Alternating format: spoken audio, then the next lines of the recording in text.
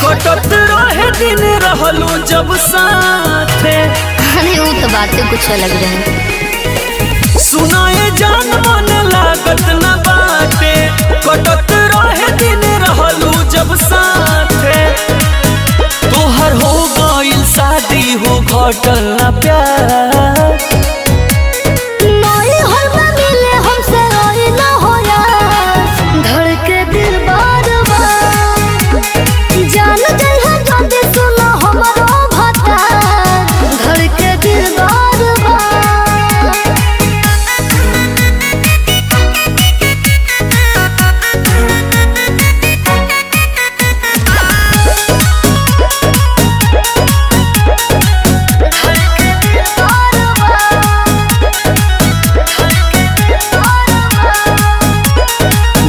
बानी मिले खाती तुहरा से रिक्स हो। अच्छा। डेट रखी दाना हमारा ला फिक्स हो। अच्छा सोचेगा।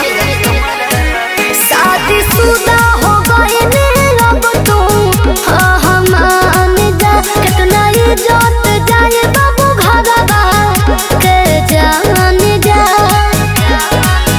दिल टूट गइल बाटे अब तो हमार,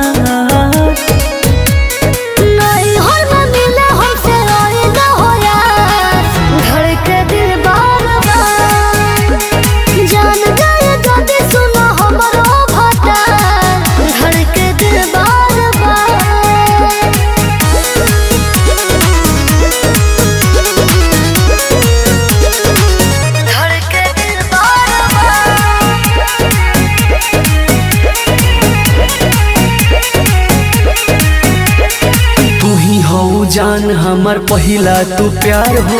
याद करी करी दम घूटे हमार हो। अरे पागल ऐसे काहे करता तू ससुरवा में हम का बदनाम हो। झुक जाए नजरिया हमार सारे आम हो।